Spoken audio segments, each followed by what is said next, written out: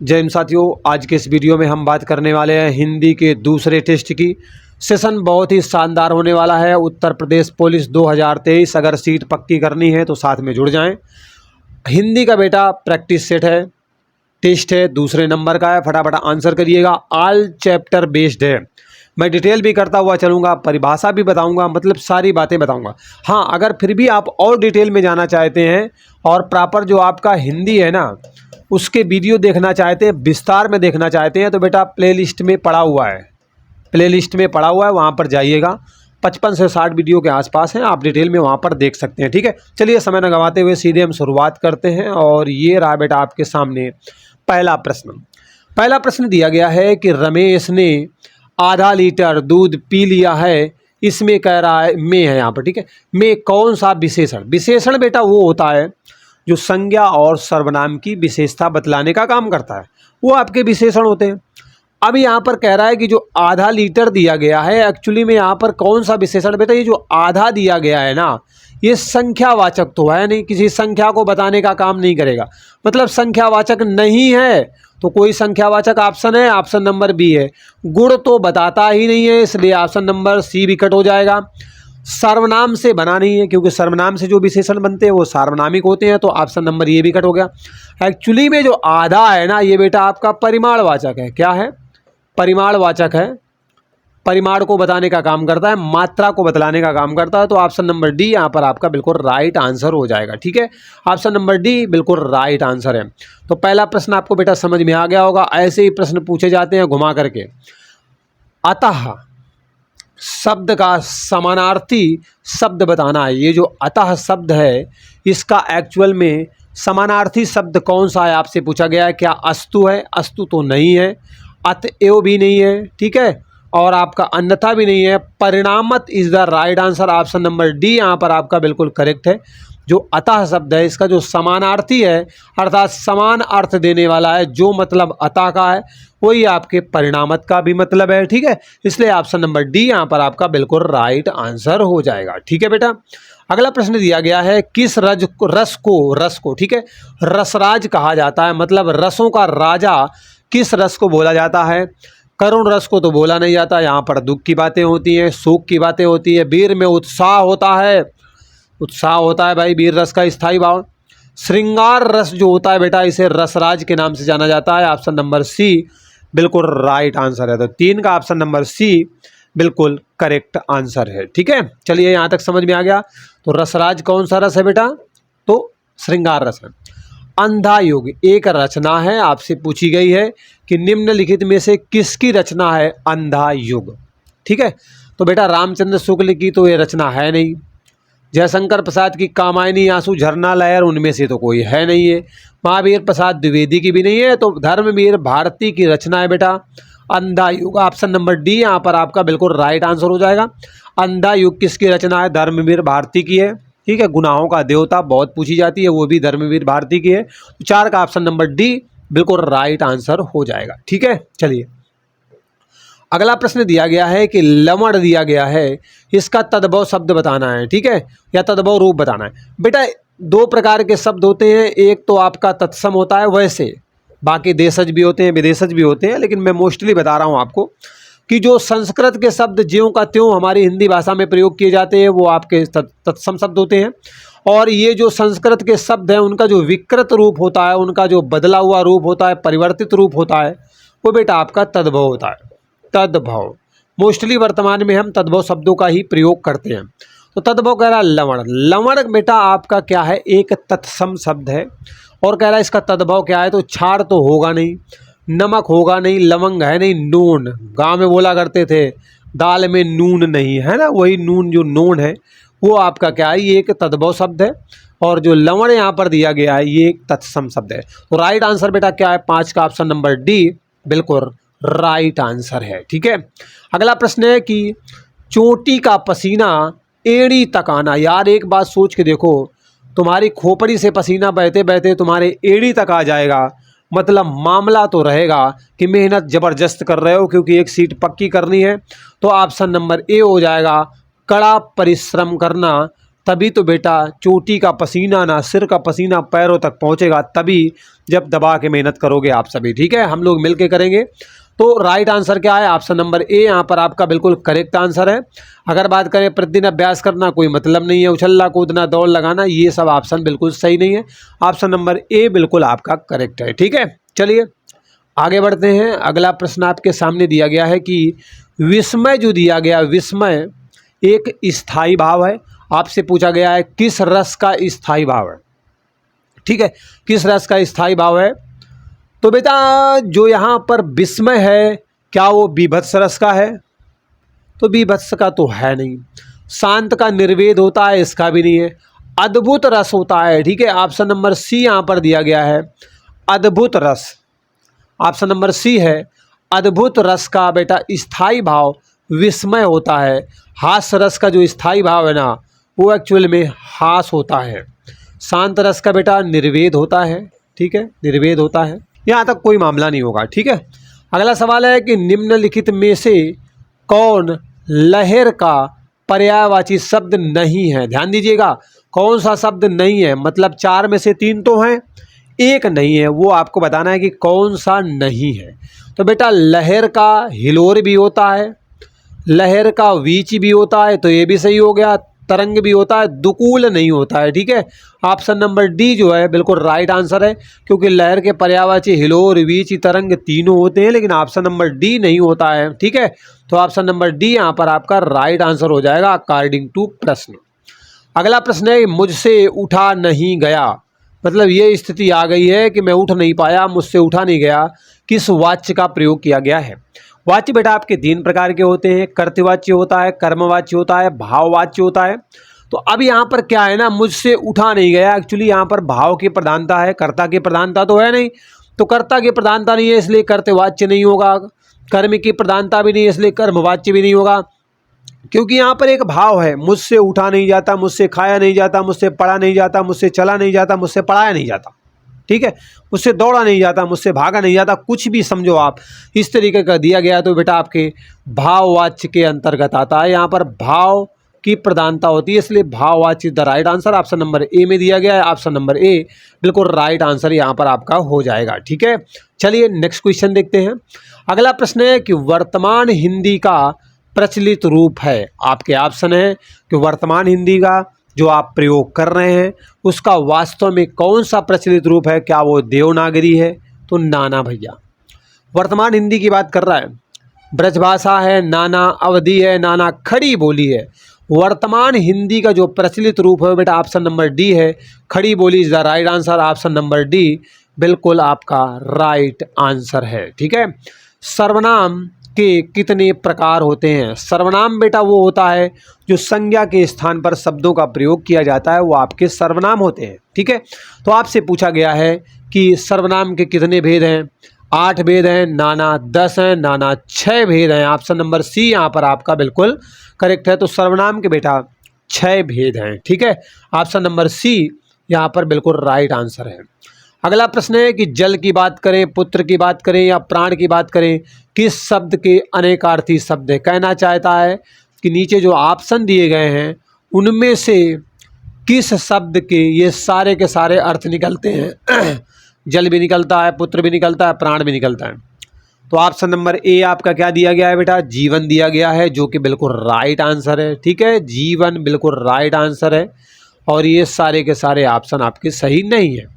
जीवन बेटा जल है, क्योंकि जल ही जीवन है, आप सुनते हो। पुत्र है और प्राण है, बोले जीवन है मतलब प्राण है तो सब कुछ है। तो ये जल, पुत्र और प्राण ये अनेकार्थी शब्द किसके हैं? जीवन के हैं। तो ऑप्शन नंबर ए यहाँ पर आपका बिल्कुल राइट हो जाएगा। चलिए नेक्स्ट क्वेश्चन देखते हैं। अगला प्रश्न है कि परोक्ष का विलोम शब्द बताना है। विलोम शब्द बेटा होता है उल्टा अर्थ देने वाले, जो मैं बोलूँगा उसका विपरीत अर्थ देने वाले अगर आप शब्दों की बात करेंगे तो वो उस शब्द के प्रॉपर क्या कहलाएंगे? विलोम शब्द कहलाएंगे। ठीक है, तो अब यहाँ पे परोक्ष की बात कर रहा है, परोक्ष। तो परोक्ष का क्या बोलना है हमें? विलोम शब्द बताना है। तो द्रष्टव्य तो होता नहीं है, अपरोक्ष होता नहीं है, परोक्ष का अपरोक्ष न कर देना, क्योंकि मोस्टली क्या होता है आ लगाकर विलोम शब्द बना दिया जाता है, ये नहीं माना जाता। स्थूल है नहीं, प्रत्यक्ष इज द राइट आंसर। प्रत्यक्ष का जो है विलोम परोक्ष होता है, परोक्ष का विलोम क्या होता है? प्रत्यक्ष होता है। तो ऑप्शन नंबर डी बेटा 13 नंबर प्रश्न का, मतलब 13 नंबर वाले प्रश्न का बिल्कुल सही है। Option number D is the right answer. Okay, चलिए नेक्स्ट क्वेश्चन दिया गया है, 3 बेर खाती थी वे 3 बेर खाती है। ध्यान से समझना, 3 बेर खाती थी वो 3 बेर खाती है, किस अलंकार का प्रयोग किया गया है? काव्य की शोभा बढ़ाने वाले जो शब्द होते हैं वो एक्चुअली में क्या कहलाते हैं बेटा? अलंकार कहलाते हैं। और अगर हम यहाँ पर बात करें, जो उदाहरण दिया गया है वहाँ पर कौन सा अलंकार है? ठीक है, तो अन्योक्ति अलंकार यहाँ पर है नहीं, श्लेष अलंकार है नहीं, क्योंकि एक शब्द में बहुत सारे अर्थ नहीं चिपके हुए हैं, इसलिए यहाँ पर श्लेष अलंकार भी नहीं है। अनुप्रास अलंकार यहाँ पर नहीं है। एक्चुअल में क्या है बेटा? यहाँ पर यमक अलंकार है, जहाँ पर एक शब्द की पुनरावृत्ति बार बार होती है और उन शब्दों के अर्थ अलग अलग होते हैं, ठीक है, वहाँ पर बेटा यमक अलंकार होता है। तो 3 बेर, यहाँ पर जो 3 है ना, बेर, बेर का मतलब होता है बार, तो पहली बार तो ले लेगी 3 बेर। बेर एक फल होता है ना, प्लम जिसको बोलते हो अंग्रेजी में, छोटे छोटे आते हैं, है ना। ओके, तो बेर क्या होता है? पहली बार तो 3 बेर लेके खाती है, पर 3 बेर खाती है मतलब 3 बार खाती है, दिन में 3 बार खाती है। दोनों का अर्थ अलग अलग है।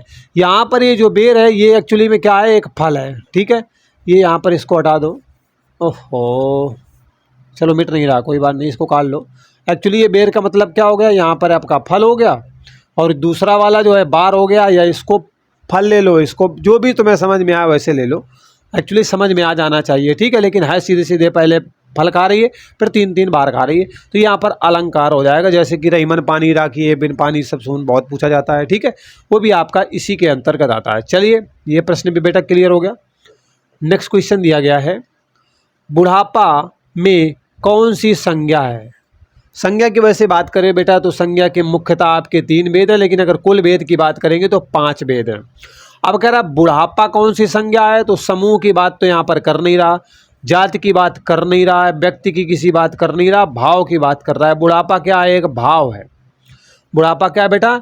एक भाव है, भाववाचक संज्ञा हो जाएगी। तो बुढ़ापा का जो कौन सी संज्ञा है, तो बेटा भाववाचक है। ऑप्शन नंबर डी यहाँ पर आपका बिल्कुल राइट आंसर हो जाएगा, बिल्कुल सही आंसर हो जाएगा। ये रहा आपका अगला शानदार प्रश्न। प्रश्न है कि श्री गुरु चरण सरोज रज निज मन मुकुर सुधारी, बरनऊ रघुबल विमल जसु जो दायक फल चारि। यहाँ पर एक्चुअली छंद कौन सा है? तो रोला तो है नहीं, कुंडलिया है नहीं। अब दोहा सोरठा का मामला है, तो बेटा जिस छंद में 13-11 मात्राएं दी गई होती हैं, पहले चरण में 13, दूसरे में 11, 13-11 मात्राएं दी गई होती हैं, वहाँ पर आपका क्या होता है? दोहा होता है, ठीक है, वहाँ पे क्या होता है बेटा? दोहा होता है। और अगर 11-13 मात्राओं का सिस्टम बनते हुए चल रहा है, तो वहाँ पर आपका सोरठा होता है। क्या होता है बेटा? सोरठा होता है। तो मात्राओं को आप गिन सकते हैं, यहाँ पर गिनती का 2, 1 हो गया, 1 हो गया, 1 1 1 1 2 1 1 1, गिनो कितनी है? 2 3 4 5 6 7 8 9 10 11 12 13। तो यहाँ पर 13 है, यहाँ पर 11 होंगी, अपना गिन लेना। इसी तरीके से यहाँ पर 13 होंगी और यहाँ पर 11 होंगी, ठीक है।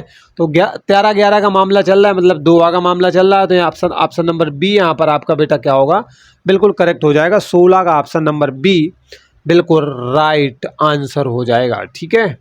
नेक्स्ट क्वेश्चन दिया गया है कि निम्न में से अशुद्ध वर्तनी का चयन करना है। श्रद्धा दिया गया है, अशुद्ध का चुनाव करना है। ध्यान रखना, मतलब 3 यहाँ पर आपकी सही दी गई हैं, 1 गलत है, उसी गलत वाले का चुनाव करना है। तो श्रद्धा यहाँ पर दिया गया है, बिल्कुल सही है। कवयित्री, ठीक है, कवयित्री होना चाहिए। यहाँ पर देखो फंसा दिया, यहाँ पर ये नहीं होना चाहिए, ठीक है। कवयित्री में कवयित्री होता है, तब ये भी सही हो जाती है। उज्ज्वल भी यहाँ पर आपका सही दिया गया है। एक्चुअली अशुद्ध को छांटना है ना, यहाँ पर 2 अशुद्ध हो गए हैं। अकॉर्डिंग टू ऑप्शन तो आपका बी और सी होना चाहिए, लेकिन श्रृंगार ऐसे नहीं लिखा जाता, ये अशुद्ध है आपका। श्रृंगार एक्चुअली ऐसे लिखा जाता है, ठीक है, ऐसे लिखा जाता है श्रृंगार। पेट ये नहीं फाड़ते यहाँ से नीचे, जो ये फटा हुआ है ना, ये वाला नहीं फाड़ते हैं, ठीक है। सही कौन सा होता है? ये श्रृंगार होता है। ऑप्शन नंबर बी यहाँ पर आपका करेक्ट है। हालांकि आप सी भी कह सकते हैं, सी भी गलत है, ठीक है। लेकिन मोस्टली क्या होता है बेटा, श्रृंगार बहुत कंफ्यूज करता है, इसको तो आप जानते हो, कवयित्री होता है, ठीक है, कवयित्री होता है, इसलिए चल जाएगा, ठीक है। चलो यहाँ तक मामला भाई क्लियर हो गया। अगले सवाल पर विजिट करते हैं। परमाल रासो, क्या दिया गया बेटा, परमाल रासो किसकी रचना है? आपके ऑप्शन दिए गए हैं, जगनिक, नरपतिनाल, चंद्रवरदाई, नरसिंह। बेटा जगनिक की रचना है परमाल रासो, ऑप्शन नंबर ए यहाँ पर आपका बिल्कुल राइट आंसर हो जाएगा। अगला प्रश्न है, राजा भिखारी को दान देता है, कौन सा कारक है? बेटा कर्ता कर्म क्रिया में संबंध जोड़ने का काम एक्चुअल में आपके कौन करता है? कारक करते हैं। तो यहाँ पे पूछा गया कौन सा कारक है, राजा भिखारी को दान देता है, ठीक है। करण कारक है नहीं, क्योंकि यहाँ पर लगाव की बात कर नहीं रहा, जुड़ाव की बात कर नहीं रहा है, करण नहीं है। अलगाव वाली बात यहाँ पर है नहीं, अपादान में क्या होता है बेटा, अलगाव की बातें होती हैं, अलगाव की बात है नहीं, इसलिए ये भी नहीं होगा। कर्म की बात है नहीं, यहाँ पर संप्रदान कारक है, ठीक है। कौन सा बेटा कारक है? संप्रदान है, ऑप्शन नंबर डी यहाँ पर आपका बिल्कुल राइट आंसर है। अगला प्रश्न है कि निम्नलिखित शब्दों में से कौन सा नदी का पर्यायवाची है? नदी का पर्यायवाची कौन सा नहीं है कह रहा है, क्या कह रहा है, नदी का पर्यायवाची कौन सा नहीं है? मतलब तीन तो हैं, एक जो है वो नहीं है, नहीं वाला आपको चुनना है, ओके। तो प्रश्न है नद, नद तो बेटा नदी होती है, तटनी भी होता है, सरिता भी होता है, लेकिन उषा नहीं होता है, उषा सायंकाल को बोलते हैं। तो ऑप्शन नंबर बी यहाँ पर आपका बिल्कुल राइट आंसर हो जाएगा, ठीक। चलो अगला प्रश्न है, अष्टाध्यायी कौन सा समास है? अष्टाध्यायी में एक्चुअली में कौन सा समास है? समास तो जानते हो ना, मैंने डिटेल वीडियो पढ़ाया हुआ है। तो बेटा अष्टाध्यायी में कौन सा समास है? मतलब 8 अध्यायों का समूह, क्या कह रहा है, 8 अध्याय का समूह जो होता है वो अष्टाध्यायी होता है। तो अब भैया 8 तो आपके 1 2 3 4 5 की जहाँ बातें आती हैं, जहाँ पर पहला शब्द संख्यावाची विशेषण होता है, वहाँ पर बेटा द्विगु समास होता है। तो ऑप्शन नंबर बी यहाँ पर आपका बिल्कुल राइट आंसर हो जाएगा, द्विगु समास अष्टाध्यायी में आपको मिलेगा। बहुव्रीहि समास में दोनों पदों की प्रधानता नहीं होती, किसी तीसरे पद की प्रधानता होती है, जैसे आपका गजानन होता है, लंबोदर होता है। कर्मधारय समास के एग्जाम्पल बहुत पूछे जाते हैं, इसको तोड़ना होता है, मैंने डिटेल वीडियो बनाया हुआ है, ठीक है, वहाँ पर जा करके एक्चुअली आप देख लीजिएगा, क्योंकि बहुत लंबा हो जाएगा यही वीडियो अगर मैं बताता रहूँगा सारी बातें। अन्वेषण, अन्वेषण का सही संधि विच्छेद कौन सा है? अन्वेषण का सही संधि विच्छेद बताना है तो अनुधन एषण होता है। अन्वेषण का सही संधि विच्छेद क्या होता है बेटा? अनुधन एषण होता है, जो कि ऑप्शन नंबर बी में दिया गया है। ऑप्शन नंबर बी बिल्कुल करेक्ट है, बाकी सारे के सारे ऑप्शन आपके गलत हैं, ध्यान से देख लीजिएगा, गलती मत कीजिएगा, ठीक है। अगला प्रश्न है, कुंडलिया छंद किन 2 छंदों से मिलकर के बनता है? एक्चुअल में क्या होता है ना, कुंडलिया जो होता है बेटा जिस शब्द से शुरू होता है, जिससे शुरू होता है उसी शब्द से समाप्ति भी होती है कुंडलिया की, ये इसकी एक विशेषता होती है, पहली बात। दूसरी बात की अगर हम बात करें कि कुंडलिया छंद एक्चुअली में मिल के किससे बनता है, तो ये बेटा आपके दोहा और रोला से मिलकर के बनता है। तो ऑप्शन नंबर सी बिल्कुल राइट आंसर है। कुंडलिया का निर्माण तभी होगा जब दोहा और रोला साथ में मिलेंगे आकर के, तो ऑप्शन नंबर सी यहाँ पर आपका बिल्कुल करेक्ट हो जाएगा। अगला सवाल है कि जो शीघ्र प्रसन्न हो जाए उसे किस नाम से जाना जाता है? बहुत जल्दी प्रसन्न हो जाते हैं, शंकर जी के बारे में आप जानते भी हो, उन्हें आशुतोष के नाम से जाना जाता है, बहुत जल्दी खुश हो जाते हैं। तो ऑप्शन नंबर ए आपका बिल्कुल करेक्ट हो जाएगा, जो बहुत जल्दी प्रसन्न हो जाए उसे आशुतोष के नाम से जाना जाता है, ठीक। अगला सवाल है, उन्मेष में किस उपसर्ग का प्रयोग किया गया है? उपसर्ग जो होता है वो किसी शब्द के कह सकते हैं या किसी धातु के पहले आता है। अगर पहले जो आएगा किसी शब्द या धातु के तो वो आपका उपसर्ग होगा, अगर उसके बाद में आता है कुछ तो वो बेटा आपका प्रत्यय होता है। क्या होता है? प्रत्यय होता है। पहले आएगा उपसर्ग, बाद में आएगा प्रत्यय, ठीक है। तो अब यहाँ पे कह रहा है उन्मेष, उन्मेष में या तो आपका उत होगा या तो फिर उद होगा। तो ऑप्शन नंबर सी यहाँ पर आपका 25 में बिल्कुल राइट आंसर हो जाएगा। 25 का ऑप्शन नंबर सी बिल्कुल राइट आंसर हो जाएगा, ठीक है। अगला सवाल है जुगुप्सा, क्या लिखा हुआ है बेटा? जुगुप्सा लिखा हुआ है, किस रस का स्थायी भाव है? तो जुगुप्सा क्या रौद्र रस का स्थायी भाव है या फिर अद्भुत या फिर बीभत्स? तो बीभत्स रस का स्थायी भाव क्या है बेटा? जुगुप्सा है। ऑप्शन नंबर सी यहाँ पर आपका बिल्कुल राइट आंसर हो जाएगा। ठीक है, चलिए नेक्स्ट क्वेश्चन दिया गया है कि निम्न शब्दों में से कौन सा शब्द पुल्लिंग में है। बेटा शब्दों में अगर पुल्लिंग और स्त्रीलिंग की पहचान करनी है तो एक्चुअल में आपको क्या करना होगा, आप विशेषण लगा लीजिएगा। किसी भी शब्द के पहले आप विशेषण का प्रयोग करके देख लीजिएगा, आराम से आपको पता चल जाएगा। मतलब अगर विशेषण पुल्लिंग वाला होगा तो वो शब्द भी आपका पुल्लिंग होगा, अगर स्त्रीलिंग वाला विशेषण अच्छे से काम करेगा तो वहाँ पर आपका स्त्रीलिंग हो जाएगा। पुल्लिंग छांटना है। अब अगर पानी की बात करें तो मैंने कहा पानी बड़ा अच्छा है, कहने क्या बोला, पानी बड़ा अच्छा है, अच्छी ब्यास, अच्छी नदी, अच्छी इलायची। तो यहाँ पर अच्छा आपके पानी में आ रहा है, इसलिए ऑप्शन नंबर ए यहाँ पर आपका करेक्ट है। पुल्लिंग शब्द आपका पानी है। ठीक, चलो इस तरीके से आप करके देख लीजिएगा, बाकी डिटेल वीडियो बना हुआ है ऑलरेडी। अंधे को दीपक दिखाना मुहावरे का सही अर्थ बताना है। अंधे को दीपक दिखाना मुहावरे का सही अर्थ क्या है। अंधे की आप सहायता कर रहे हो तो सहायता करने की यहाँ पर बात ही नहीं है। अंधे को रास्ता क्या बताओगे आप, ठीक है। ना समझ को रोशनी दिखाना, ना समझ को उपदेश देना। मतलब ना समझ को आप अगर उपदेश दे रहे हो तो अंधे को आप दीपक दिखा रहे हो, कोई फ़र्क पड़ने वाला है नहीं। अनावश्यक उपदेश देकर अपना समय व्यतीत ना करें, बर्बाद ना करें, कोई फ़ायदा होने वाला नहीं है। अंधा तो समझ, ना समझ व्यक्ति जो है ना समझ ही रहेगा। ऑप्शन नंबर डी यहाँ पर आपका बिल्कुल सही हो जाएगा। अगला प्रश्न है कपाट का, कपाट दिया गया है, इसका तद्भव शब्द बताना है। बेटा संस्कृत शब्दों का जो विकृत रूप होता है, बदला हुआ रूप होता है, परिवर्तित रूप होता है, वो आपका तद्भव होता है। तो कपाट, कपाट को दरवाज़ा भी बोलते हैं और गांव में आप लोग सुने होंगे तो किवाड़ भी बोला जाता है। ठीक है, तो किवाड़ इज़ द राइट आंसर। बोले भैया किवाड़ बंद कर दो, ऑप्शन नंबर सी यहाँ पर आपका बिल्कुल करेक्ट है। ये जो कपाट है ये तत्सम शब्द है, किवाड़ यहाँ पर आपका क्या बेटा तद्भव शब्द है। नेक्स्ट क्वेश्चन है यारा लावा किस वर्ग के व्यंजन है। क्या इन्हें ओष्ठ्य बोला जाता है? ना ना, इन्हें ओष्ठ्य नहीं बोला जाता है, ओस में व्यंजन नहीं बोला जाता। ओस में व्यंजन में आपको बेटा स, ख, स, ह ये सब के सब मिलते हैं। तालब वाला है नहीं, तालु का प्रयोग होता है। अंतस्थ व्यंजन में आते हैं। अंतस्थ व्यंजन यारा लावा आपके अंतस्थ व्यंजन के अंतर्गत आते हैं। ऑप्शन नंबर डी यहाँ पर आपका बिल्कुल राइट आंसर हो जाएगा, बिल्कुल करेक्ट आंसर हो जाएगा। अब मैं आशा करता हूँ कि सारे प्रश्न आपको बेहतर तरीके से समझ में आ गए होंगे। आपका कितना स्कोर रहा है आप हमें कमेंट करके ज़रूर बताइएगा। बाकी वीडियो में यहाँ तक बने रहें, इसके लिए आप सभी का दिल की गहराइयों से बहुत बहुत धन्यवाद। मिलते हैं अगले वीडियो में एक नए अपडेट के साथ। आप चाहें तो हमारे परिवार के साथ जुड़ सकते हैं। Thank you so much, bye bye, take care.